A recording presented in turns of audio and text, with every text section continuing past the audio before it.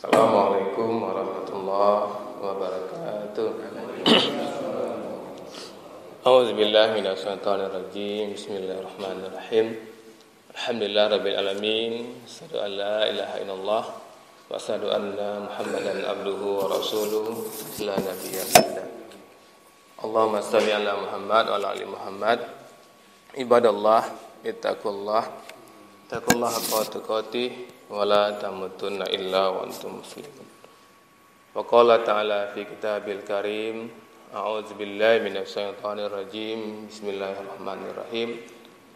Allazi khalaqal mauta wal haya liyabluwakum ayyukum ahsanu amala wa huwal azizul ghafur.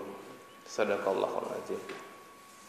Sesungguhnya Allah menjadikan hidup dan mati bagi kita untuk menguji kita siapa yang paling ihsan perbuatannya, dan Allah itu maha perkasa lagi maha pengampun.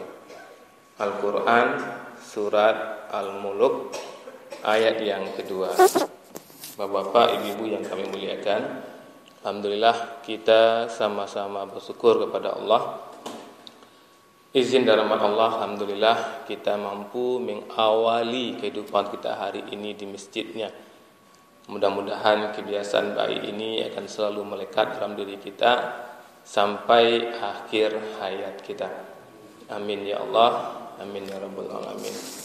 Salawat bering salam buat junjungan kita Nabi besar Muhammad sallallahu alaihi wasallam.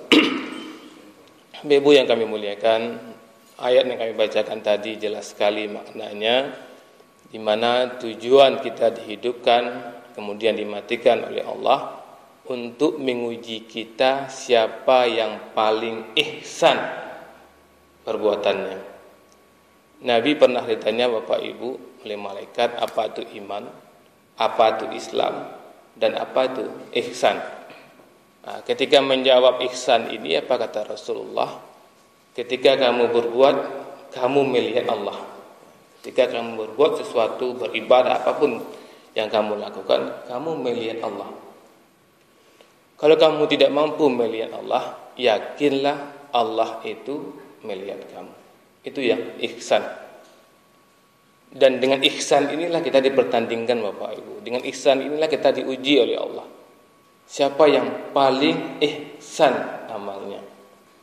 Ihsan itu banyak bisa kita artikan Bapak Ibu. Bisa kita artikan berbuat baik yang terbaik. Bisa kita artikan berbuat dengan sepenuh hati. Kalau berbicara itu sepenuh hati. Kalau mendengar itu juga sepenuh hati. Maka orang-orang yang ihsan Bapak Ibu pasti nyaman hidupnya dan menyamankan orang yang ada di sekitarnya.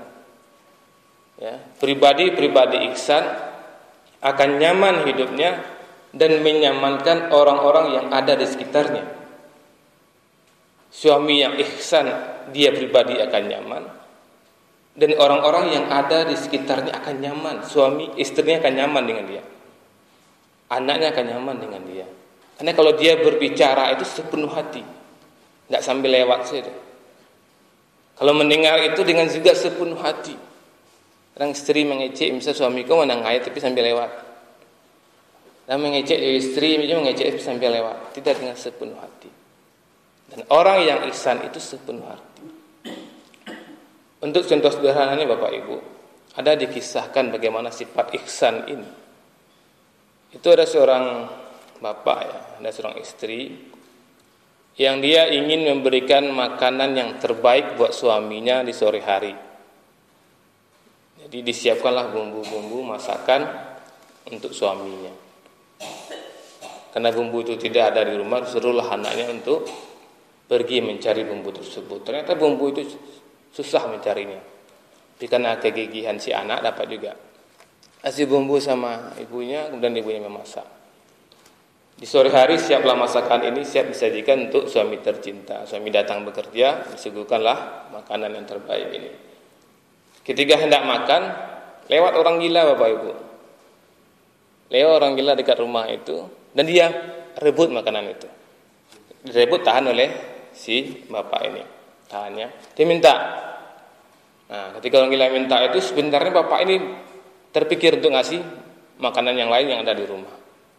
Tapi dia ingat, ya, teringat dia sesuatu, akhirnya makanan yang dikasih istrinya ini yang dikasihkan kepada orang gila. Setelah dia makan orang gila ini lemparkan piring itu kepada bapak tadi. Orang gila pergi, peristiwa ini dilihat oleh anaknya. Tuan itu mengatakan kepada bapak itu, kenapa bapak ketika berhasil merebut makanan itu tidak mengganti dengan makanan yang lain? Kan dia orang gila. Orang gila itu tidak tahu rasa bapak. Orang gila itu pergi dia ke tong sampah, dia makan makanan yang ada tong sampah. Itu artinya apa? Dia tidak tahu rasa bapak. Tidak tahu mutu barang, tidak tahu mutu makanan gitu. Kan masih banyak makanan yang lain di dapur yang bisa bapak kasihkan kepada dia ketika makanan itu telah bapak rebut. Bapak telah menghina mama ya. Mama sudah susah payah untuk menghargai bapak kasih orang gila itu. Apa kata bapak ini? Memang orang gila itu tidak tahu rasa anak. Orang gila itu tidak tahu yang terbaik, tapi Allah tahu yang terbaik apa yang ada di rumah ini. Allah tahu makanan terbaik yang ada sekarang adalah ini yang bapak suka ini. Maka ini yang bapak kasih. Temenung anak ini. Dia penasaran, dia jumpai ibunya. Mama, makanan yang mama buat tadi yang saya susah-susah mencari bumbunya itu ternyata dikasih papa sama orang gila. Bagaimana pendapat mama itu? Tidak apa-apa, karena mama memberikan itu untuk papa agar papa bahagia. Ternyata papa bahagia bukan dengan memakannya, dengan mengasihnya.